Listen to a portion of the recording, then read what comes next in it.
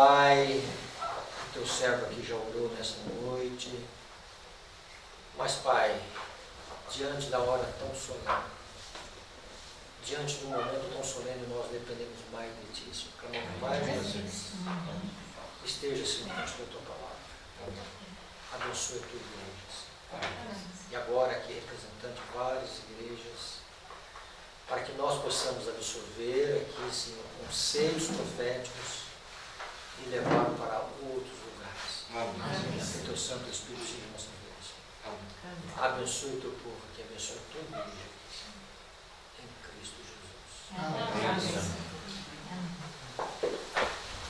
Bom, nós estudamos um pouquinho sobre Mateus 24, mas nós queremos aqui avançar um pouco mais sobre Mateus 24. Estudamos com algumas igrejas, hoje passa, mas seria importante que nós estudássemos Mateus 24 constantemente. Eu acho que nós não estudamos no último ponto, falamos alguma coisa sobre Mateus 24? Acho que sim. Vamos falar sobre o ladrão? A vida do ladrão? Acho que não. Mateus 24 é um sermão profético.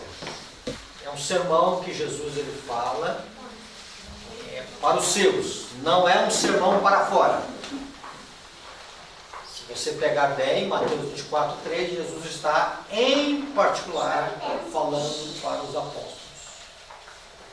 Então Jesus dá uma descrição profética e ele faz uma mistura entre a destruição de Jerusalém e a sua segunda vinda.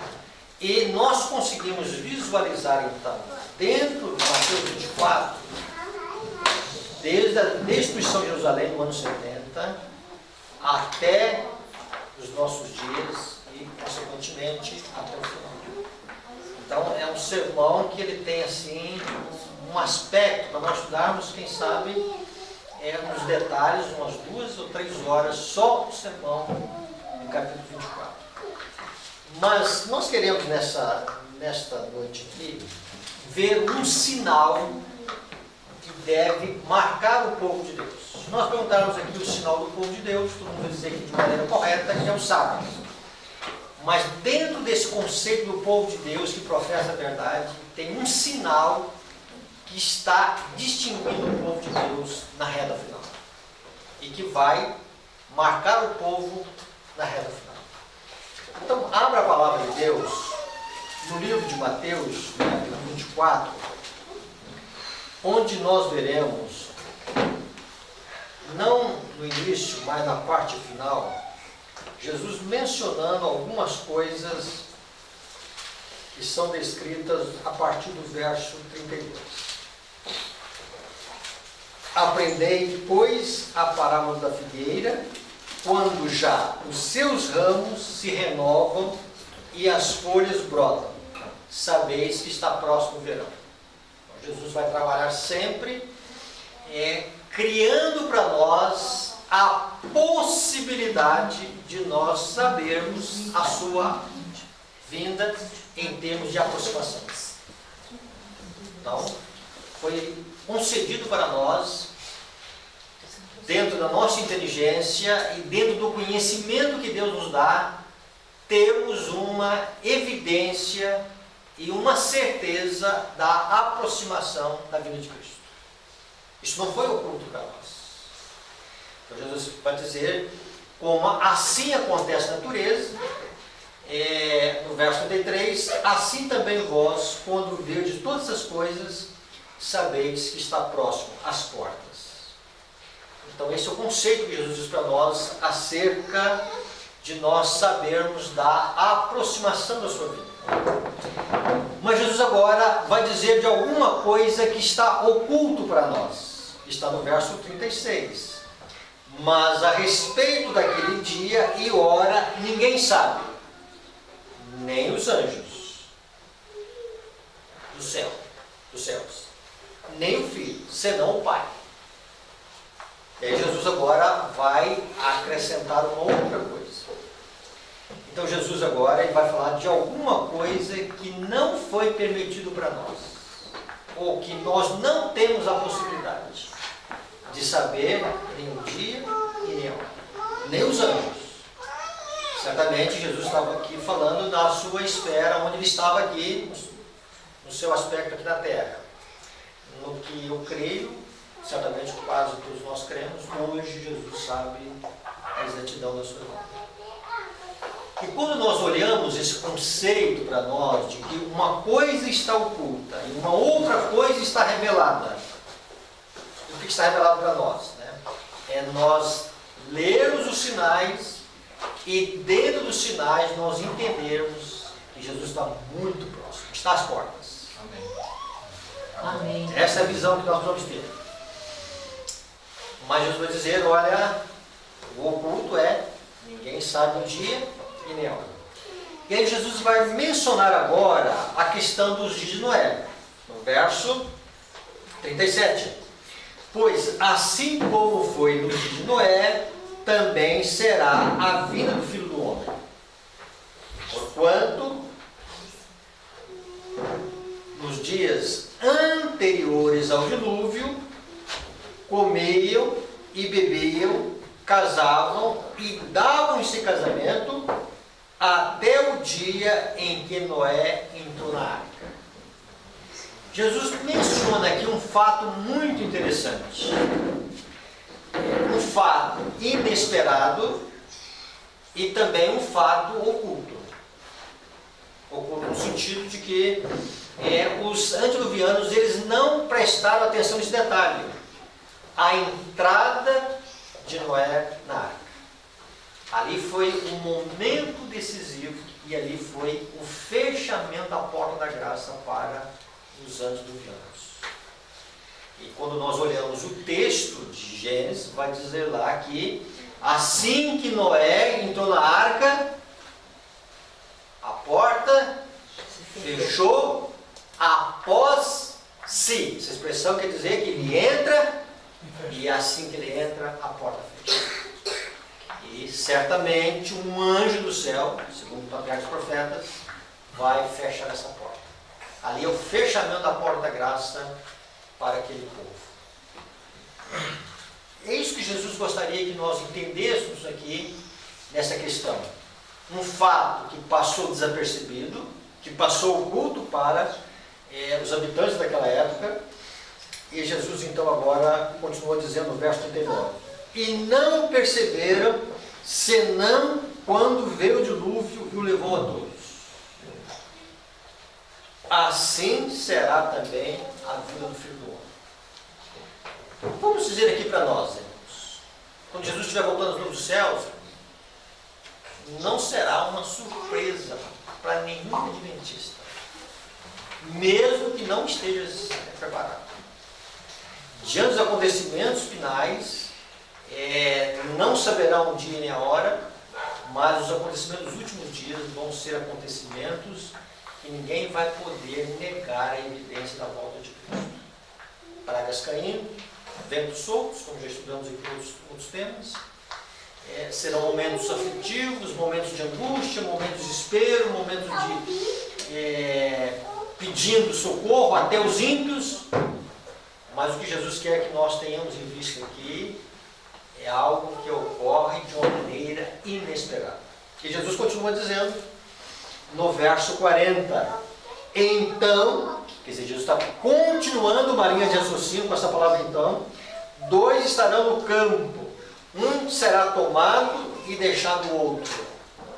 Então, Jesus agora está dizendo de 2 homens que estão no campo fazendo coisas agradáveis e coisas aprovadas por Deus e coisas necessárias. O trabalho no campo, o trabalho, vamos olhar aqui na Palestina, de cultivar o cereal. 2 estarão no campo, um é tomado e o outro é deixado. E Jesus diz ainda, 2 estarão trabalhando no moinho, o moinho de triturar o cereal. Uma será tomada e deixada a outra. O que Jesus quer dizer com essas 2 expressões aqui? Quando nós olhamos o livro Testemunho para Ministros, ali fala de que ser tomado é o nome ser conservado no livro da vida, o nome ser retido no livro da vida. Ou seja, Jesus está dizendo aqui de que a vida vai continuar, ela vai ter a sua sequência normal e vai acontecer um fato que estará oculto aos olhos humanos, inesperado, mas que estará acontecendo na corte celestial. Aqui é uma expressão de juízo. As pessoas, elas caminham, fazendo coisas saudáveis na vida, mas pode acontecer uma decisão, e é uma decisão que aconteceu um período antes do ano. Eles não perceberam o dia que Noé entrou na arca. E também a vida vai correr normal aqui e o juízo investigativo vai terminar e as pessoas não saberão que o seu nome foi aceito ou não no registro celestial. Daí Jesus agora menciona a questão da vinda do ladrão no verso 43, aliás 42. Portanto, vigiai, porque não sabeis em que dia vem o vosso Senhor. Uma característica que deve assinalar o povo de Deus nesses últimos dias. Nós sabemos que o sábado é o sinal do povo de Deus perante o mundo, mas o povo de Deus aqui na terra é um povo agora marcado por aqueles que estão em uma posição de vigília. Como é que eu sou distinguido nesse momento final? Se eu estou vigiando, se eu estou atento, se eu estou lendo o que está acontecendo, se eu estou vendo o perigo que se aproxima, se eu estou tendo uma visão espiritual das coisas. Se isto não estiver acontecendo, eu não estou numa posição de vigília, e se eu não estiver numa posição de vigília, eu estou numa posição de sono. E uma posição de sono haverá acontecimentos que passarão desapercebidos aos meus olhos, como aconteceu com o período do antediluviano, e como acontece dentro desse contexto que Jesus fala de dois homens no campo, um é tomado e o outro é deixado. Duas senhoras no campo, uma é tomada, uma é aceita ao tribunal de Deus, o seu nome é redimido da vida, e a outra é deixada. A outra é, vamos dizer assim, selada para a perdição. Queridos irmãos, nós devemos ser o povo da vigilância. Amém. Amém. E que está lendo as coisas. E que está vendo com olhos de Deus. E aí Jesus agora, ele menciona no verso 42. Portanto, vigiai, porque não sabeis em que dia vem o vosso Senhor. Jesus está sempre dizendo, olha, para que não aconteça o que aconteceu na época de Noé, e não aconteça como pode acontecer com esses dois homens no campo, com essas duas senhoras no moinho, vigiai. E aí Jesus continua dizendo, porque não sabeis em que dia vem o vosso Senhor. Mas considerai isto, se o pai de família soubesse a que hora viria o ladrão, vigiaria e não deixaria que fosse roubada a sua casa. Por isso, ficai também vós apercebidos, porque a hora em que não cuidais, o Filho do Homem virá. Quando você lê esse texto aqui, 43, mas considerai isto, se o pai de família soubesse a que hora viria o ladrão, a expressão exata aqui seria a que vigília viria o ladrão. As traduções mais corretas, elas fogem um pouquinho desta aqui, que é a Almeida Revista Atualizada. É a vigília. Então, os romanos dividiam a noite em 4 vigílias. E o pai de família, ele está vigiando as 4 vigílias, ou seja, ele passa a noite acordado. Ele não dorme, porque ele não sabe a hora que vem o ladrão. E aí o que acontece? Ele está sempre atento, para que o ladrão, se aparecer, não possa pegá-lo de surpresa. E aí Jesus está dizendo, por isso ficai também vós apercebidos, porque a hora em que não cuidares, o Filho do Homem virá. Então, ter sempre o pensamento da volta de Jesus na mente. É isso que Jesus gostaria que nós tivéssemos. Respirar a vida de Cristo 24 horas. Trabalhar pelo sustento da vida, mas pensando no céu. Pensando no glorioso dia do aparecimento de Jesus Cristo. E muito mais do que isso, irmãos. Porque antes da volta de Cristo, nós temos este elemento aqui da figura que Jesus quer no sermão aqui, profético, que nós tenhamos isto. Pode acontecer um fato inesperado e oculto aos nossos olhos, quando o nosso nome vamos dizer, ele é aceito ou rejeitado no tribunal celestial. Então nós temos que ter os olhos voltados para o santuário, porque lá é que está sendo feita a decisão de nós sermos aceitos ou rejeitados dentro do juízo investigativo. Então o povo de Deus está sempre atento. E aqui nós vamos colocar a parte final. Então Jesus ele vem desenvolvendo um tema sobre a vigilância. E Jesus fala depois como vigiar, ele vai falar do servo prudente, do servo imprudente. E depois Jesus ele conta a parábola das 10 virgens. Nós já estudamos aqui muito sobre a parábola das 10 virgens, mas nós queremos apenas um detalhe das 10 virgens. Nós encontramos na parábola das 10 virgens um tempo chamado meia-noite. Meia-noite. É a meia-noite que ouve-se um grito. Aí vem o noivo. Quando nós olhamos essa descrição, meia-noite, é uma descrição que a gente consegue visualizar algumas coisas no livro Parábola de Jesus. A irmã White ela trabalha muito com dois eventos aqui. Ela não usa o termo decreto dominical. Ela usa o seguinte termo, que vai ser um tempo de apostasia. Ela não está se referindo aqui à apostasia na igreja adventista. Ela está falando da apostasia no mundo e das professas igrejas de Deus, das professas igrejas protestantes. E ela fala que vai ser uma noite de prova para o povo de Deus. E ela continua dizendo que será uma noite de lamentação. E será uma noite que também brilhará a luz de Deus. Então ela coloca, de um lado, vamos dizer, o decreto dominical, ainda que ela não use essas palavras, e de outro lado ela coloca a chuva serôtica. E dentro desse contexto são dois eventos que estarão acontecendo simultâneos. Escurece o mundo, e a parte mais escura do mundo é quando o Estado coloca uma imposição dominical sobre toda a humanidade. O mundo escurece. E as trevas cobrem a terra, Isaías 60 fala sobre isso.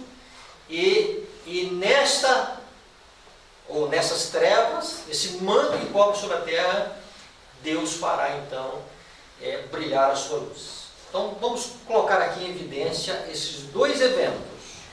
É o momento em que a escuridão cobre o nosso planeta e o momento em que Deus vai falar, haja luz e grande luz, a tal ponto que a palavra de Deus diz que toda a terra estará iluminada com a glória de Deus. Mas nós precisamos entender agora aqui uma mensagem que está oculta aqui, para que nós tenhamos um pensamento diferente do que teve os antediluvianos. E para que nós sejamos diferentes do que é aquele homem que é deixado e daquela senhora que é deixada. E sejamos aquele que é tomado e aquela que é tomada. E aqueles que estão se apercebendo do momento. Quando se fala da porta da graça fechar, nós mentalizamos sempre a porta da graça se fechando no final, quando o Evangelho é pregado. E devemos ensinar assim, e devemos crer nisso. A porta da graça só será fechada assim que o Evangelho, assim que a terceira mensagem angélica, ela alcançar todo mundo, todos os habitantes da terra. Todos verem a salvação de Deus, todos verem a glória de Deus, todos entenderem o plano da salvação, no sentido que Deus vai dar luz a esse mundo para que o mundo entenda o que é a salvação em Cristo. E assim a porta da graça será fechada quando as pessoas então fizerem a sua decisão para a verdade ou para o erro. Mas para nós adventistas, irmãos, nós temos aqui um fato antecipado.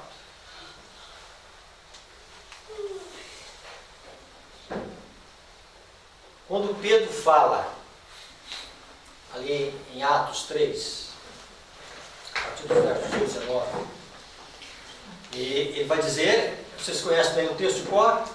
Arrependei-vos, convertei-vos, para que sejam cancelados os vossos pecados, e venha os refrigérios pela presença do Senhor. Então, Pedro fala de conversão, Pedro fala de arrependimento, Pedro fala de cancelamento de pecados, Pedro fala de refrigério. Cancelamento de pecados não ocorre antes de 1854. Cancelamento de pecados só acontece no dia da expiação. Só acontece quando Jesus entra no Santíssimo para realizar a última obra sacerdotal no santuário celestial. Então isso tem que ficar muito claro para nós. É verdade que Pedro já estava antecipando isso. Mas de 1854 para cá é que acontece cancelamento de pecados. E depois do cancelamento de pecados, vem o quê? Refrigério. A chuva serôdia. Então nós estamos aguardando esse refrigério. Quando acontecer este refrigério, a descida da chuva serôdia, o derramamento do Espírito Santo, se eu não receber, ou se eu não estiver entre aqueles agraciados com a chuva serôdia, significa que a porta da graça não estará mais aberta para mim. Significa que eu já fui deixado e que o meu nome não foi tomado e aceito no tribunal do Senhor. Irmãos, isso aqui é, vamos dizer, é a maior preocupação de Jesus conosco. De que a chuva serôdia desça sobre nós e se nós não estivermos prontos para recebê-la, nós estaremos, vamos dizer, já fechados. Ou melhor, sem a oportunidade de salvação. A porta da graça estará fechada para nós. A porta da graça estará fechada de uma forma antecipada para nós, os adventistas. No sentido de que nós não estivermos recebendo a chuva serôdia, nós não teremos tempo mais. A chuva serôdia é um evento coletivo para a igreja de Deus, a igreja adventista. Mas ela será um evento também individual, somente para aquele que está apto a receber, para aquele que fez o seu devido preparo. E quem é que fez o seu devido preparo? Aquele que vigiou, aquele que entendeu o momento, entendeu o ministério do Espírito Santo, entendeu a obra de Deus que se tem presente, entendeu a obra de avivamento, entendeu a obra de reforma, e ele abriu o seu coração, deixou que Deus fizesse uma obra, e quando vem a chuva serôdia ela vem para complementar.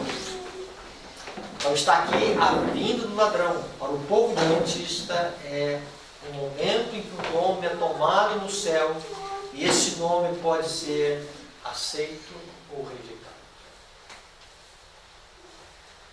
Se nós tivermos essa visão, nós vamos entender o momento presente.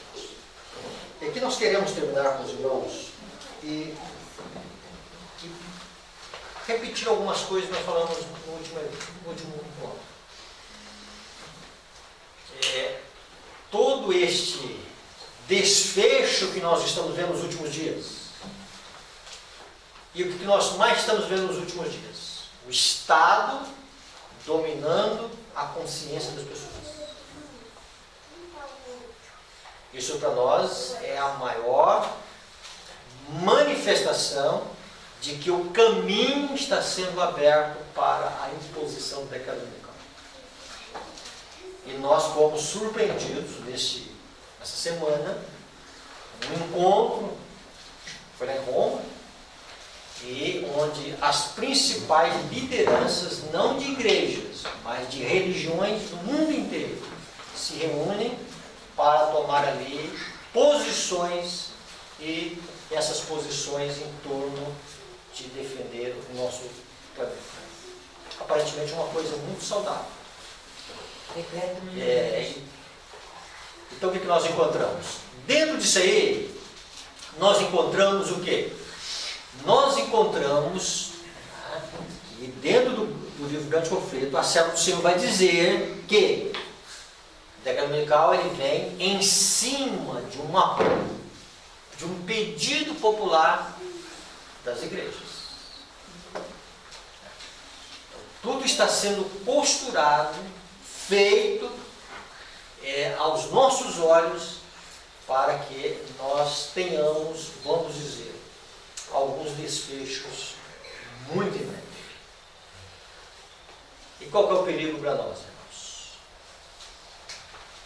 Às vezes nós estamos tanto envolvidos, lendo isso até corretamente, mas nós não olhando para a vinda do ladrão.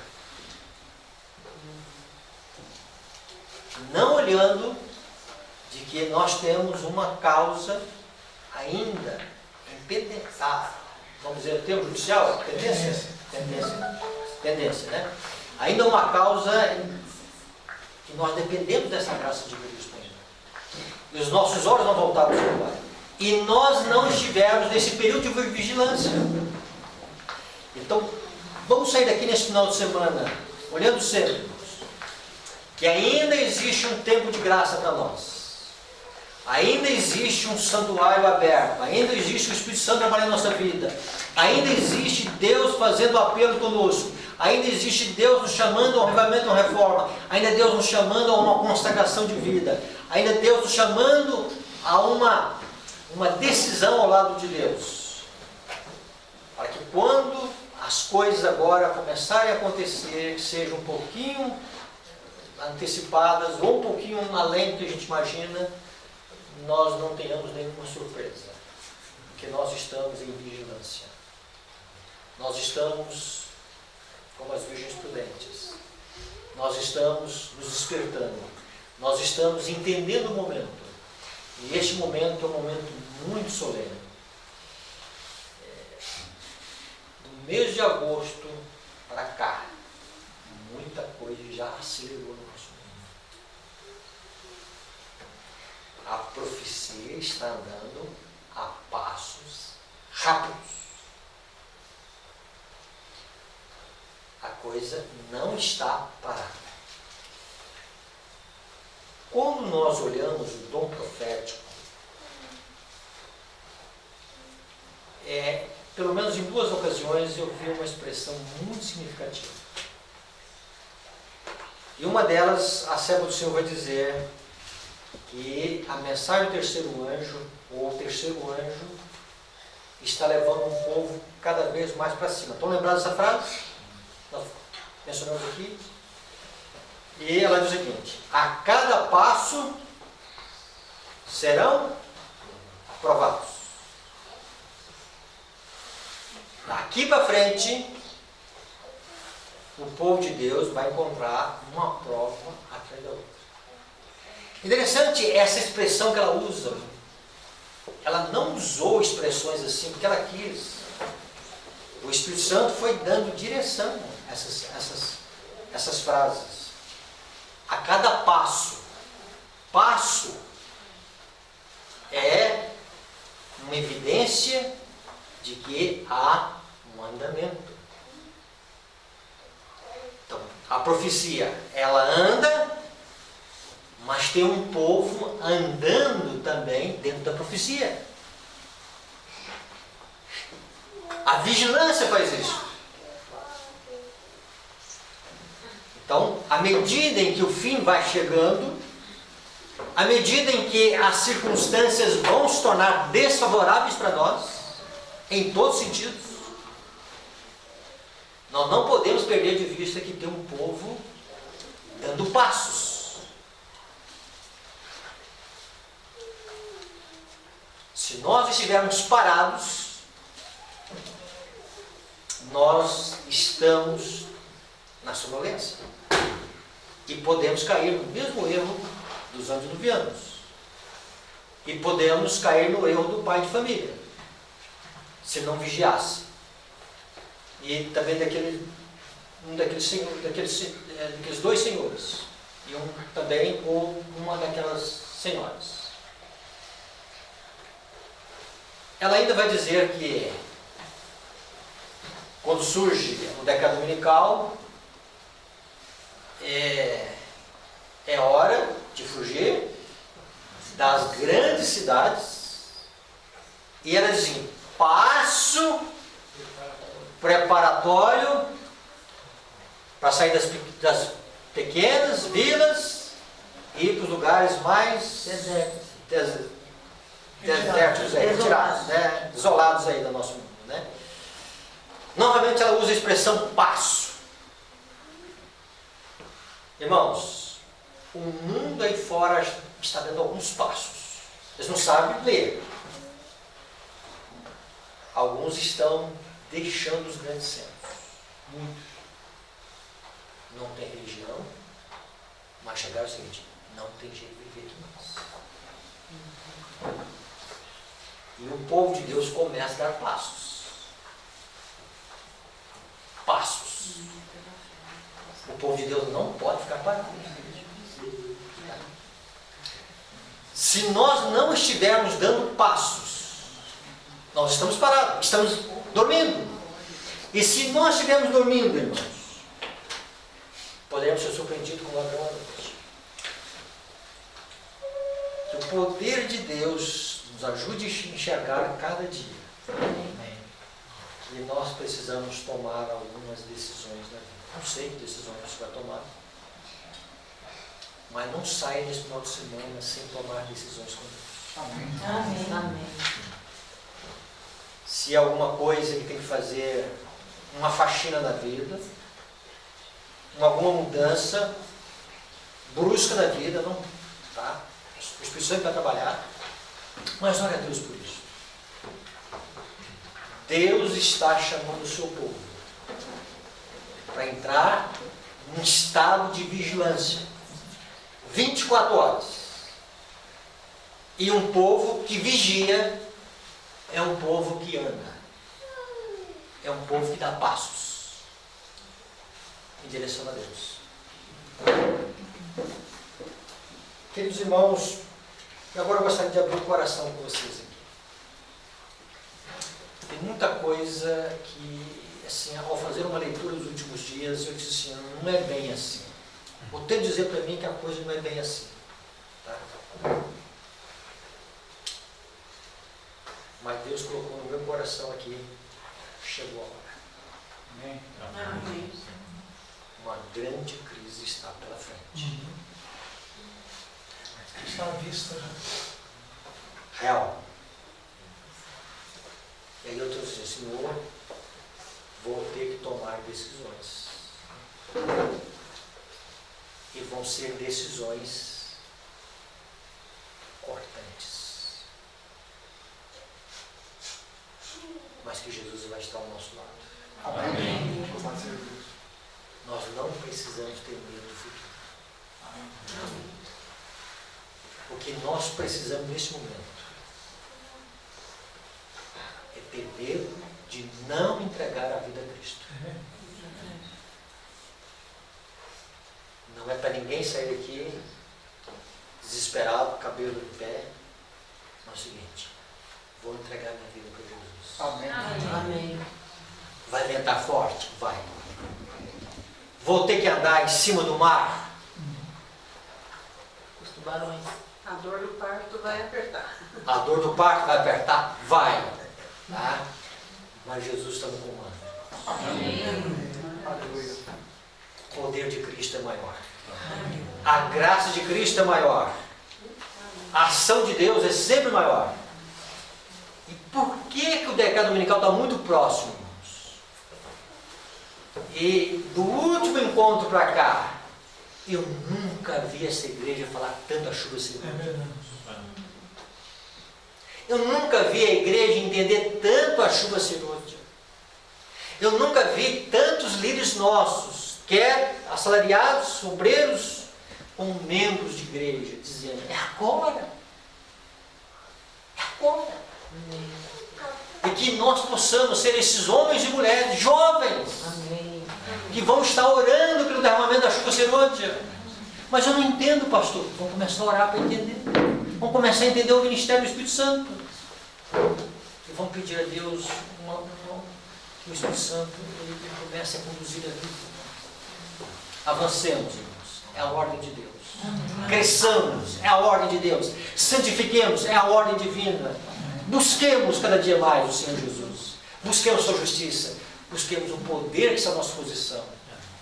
E Satanás sabe disso. Ele sabe que tem um povo cujos nomes serão tomados muito em breve no juízo dos vivos. A igreja de Deus é a primeira que é analisada, segundo 1 Pedro 4,17. E aí ele coloca em evidência a tentativa de contrafazer isto numa oposição. Mas que nós saímos aqui na visão de Cristo, na excelência de Cristo e do poder do Espírito Santo. Que Deus nos abençoe nesse final de semana. Amém. E que Deus nos sacuda. E que Deus nos tire qualquer sonolência. Amém. E que Deus tire qualquer esperança que nós temos de bem-estar nesse mundo.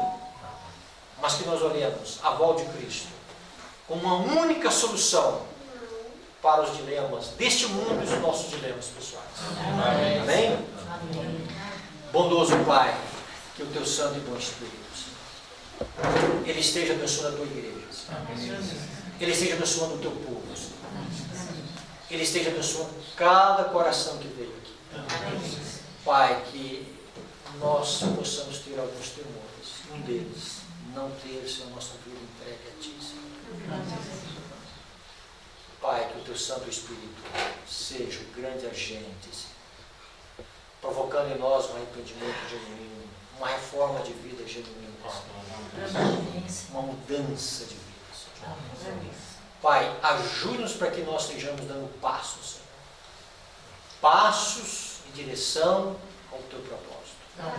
Salva-nos, Senhor, para o Teu reino, em Cristo Jesus. Amém.